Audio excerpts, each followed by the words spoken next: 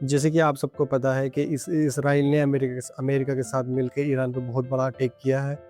इस अटैक में इसराइल खुद बताता है कि उन्होंने लगभग 200 फाइटर जेट्स का इस्तेमाल किया और अमेरिका ने अपना अब्राहम लिंकन नाम का एयरक्राफ्ट कैरियर जो अरेबियन सी में मौजूद है उसका इस्तेमाल किया और एक अमेरिका का एक दूसरा एयरक्राफ्ट कैरियर है जो मेडिटेरेनियन सी में मौजूद है उसका इस्तेमाल किया। तो दो तरफ से इन्होंने ईरान पर अटैक किया 28 फरवरी 2026 को और इस अटैक में जो ईरान के सुप्रीम लीडर थे आयतुल्ला अली खमेनी उनकी डेथ हो गई है। तो इसके बाद जब ये अटैक हुआ है तो इसके बाद ईरान ने रेस्पॉन्स में रिटेलिएट में तो जितने भी अमेरिका के बेसेस है मिलिट्री बेस थे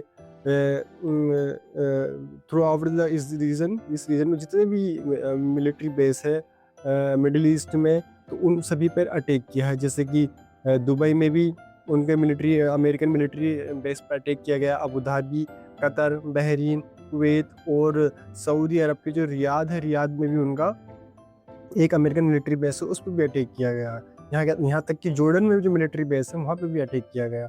और आज पहली मार्च 2026 को तो एक ये न्यूज़ आई है कि ईरान ने 4 बैलिस्टिक मिसाइल से जो अमेरिका के एयरक्राफ्ट कैरियर है अब्राहम लिंकन नाम का जो अरेबियन सी में है उस पर भी अटैक किया। हालांकि जो सेंटोम नाम की एक हेडक्वार्टर है जो मिडिल ईस्ट को पूरे को हैंडल करती है अमेरिकन, उसने ये कहा है कि जितने भी ये बैलिस्टिक मिसाइल है उनको डिस्ट्रॉय कर दिया गया है मिड एयर में ही। और एक ईरान की मिसाइल ने डायरेक्ट इम्पैक्ट किया है इसराइल के शहर में जिसमें कि लगभग 9 लोगों की डेथ हो चुकी है इसराइल में। और लगातार ईरान रिटेलिएट कर रहा है और इधर से इसराइल तेहरान पर अटैक कर रहा है। तो सिचुएशन बहुत ही ज़्यादा कॉम्प्लिकेटेड होती जा रही है। तो अभी तो एक ही ब्रेकिंग न्यूज़ ये भी आई थी कि ईरान ने एक ऑयल टैंकर को जो पर्शियन गल्फ में है उसमें भी अटैक किया है जिसमें उसमें आग लग चुकी है। और अब देखना होगा कि आगे ये की सिचुएशन कितनी ज़्यादा वोलेटाइल होती जा रही है, आउट ऑफ कंट्रोल है होती जा रही है। अब इससे जब ये कल अटैक हुआ 28 फरवरी को तो ऑयल की जो प्राइस है वो बिल्कुल लगभग 2-3% ऊपर हो गए। और जब आज संडे है, कल जब मंडे में इंडियन मार्केट खुलेगी या फिर ऑल ओवर वर्ल्ड की मार्केट खुलेगी तो मुझे मेरा पर्सनली ये ओपिनियन है कि जो सोने के गोल्ड के प्राइस है वो रॉकेट स्काई पे पहुंच जाएगा। मतलब बहुत ही ज़्यादा हाई लेवल पर उसके सोने के प्राइस पहुंच जाएगी। इंटरनेशनल में क्रूड ऑयल की सप्लाई काफ़ी हद तक चोक हो जाएगी। जब तक ये वार चलेगा, जब तक ये लड़ाई चलती रहेगी तो लगभग पूरी दुनिया का 20% से ज़्यादा जो ऑयल की सप्लाई होती है वो पर्शियन गल्फ से होती है। क्योंकि जितने भी ये ऑयल सप्लायर कंट्रीज़ है गल्फ की, Iran, Kuwait, Oman, UAE, Bahrain, Qatar, Saudi Arabia, ये सब इसी रास्ते से अपना ऑयल सप्लाई करता है। तो हालाँकि ये मानना हो सकता है कि मुझे लगता है कि अब जो है ये लड़ाई बहुत ज़्यादा लंबी चलेगी। हालाँकि जिस तरीके से प्रीएम्प्टिव स्ट्राइक इतना स्ट्रॉन्ग स्ट्राइक किया है यूएसए ने और इसराइल ने दोनों ने मिलके, अभी भी ईरान पूरी जुटता में खड़ा है। लेकिन वो अभी तक ऐसा नहीं हुआ कि गवर्नमेंट को सत्ता पलट कर दी गई हो किसी तरीके, जैसे कि डोनाल्ड ट्रम्प ये कह रहे हैं कि ईरान के आम लोगों को अपनी सरकार को ओवरथ्रो कर देना चाहिए इस टाइम। लेकिन जैसे कि वहाँ से खबरें मिल रही आ रही है कि लोग काफ़ी हद तक दुखी है कि उनके जो सुप्रीम लीडर है आयतुल्ला अली खमेनी जिनका पर्सनली अटैच था लोगों का उनके साथ, तो वो काफ़ी दुखी है। तो वे नहीं चाहते, अब आम लोग नहीं चाहते कि सरकार को ओवरथ्रो कर दिया जाए। जैसे कि महीने 2 महीने पहले ऐसा प्रोटेस्ट हो रहा था। तो वो अब वो सब कुछ वो ख़त्म हो गया कि एक जो देश के लिए एक मतलब देश के लिए एक जो अंदर से फीलिंग आती है वो हर ईरानियन के अंदर आ चुकी है। तो जो ईरान और जो इसराइल और अमेरिका का एक मकसद था कि गवर्नमेंट को ओवरथ्रो करा दी जाए, सत्ता पलट कर दी जाए, वो तो मुझे नहीं लगता कि अभी हाल फिलहाल में ऐसा कुछ होने वाला है।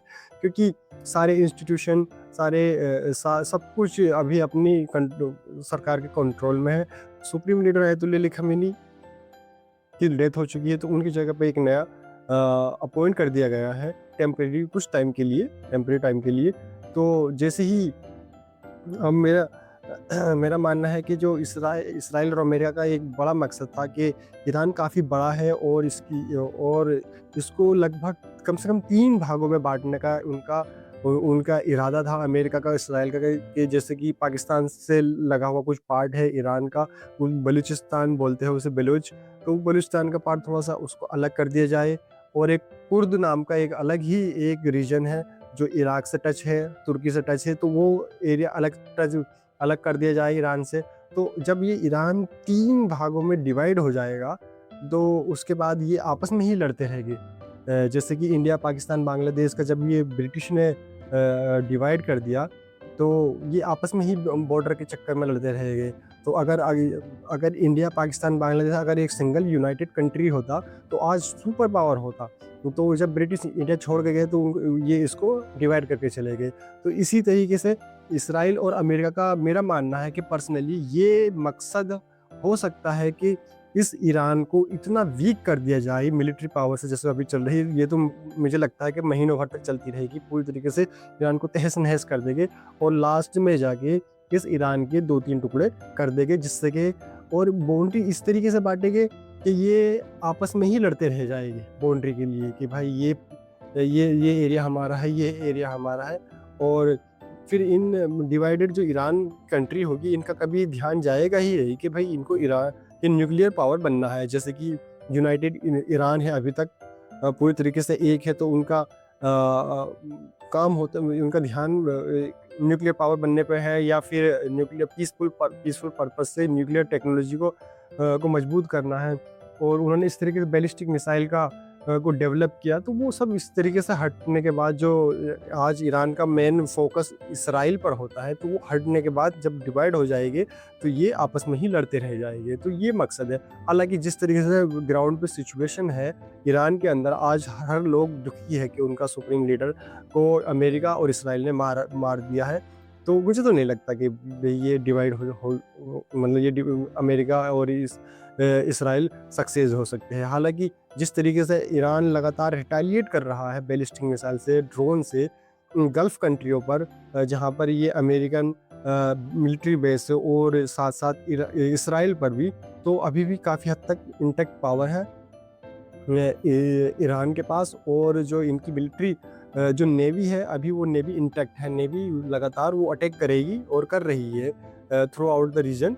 तो जैसे भी कोई ब्रेकिंग न्यूज़ आएगी, तो मैं आपको इस पे अपडेट करता रहूँगा। अगर आपको मेरी कुछ ये वीडियो अच्छी लगी, तो आप मेरे यूट्यूब चैनल को सब्सक्राइब कर सकते हैं। Thank you for watching this video.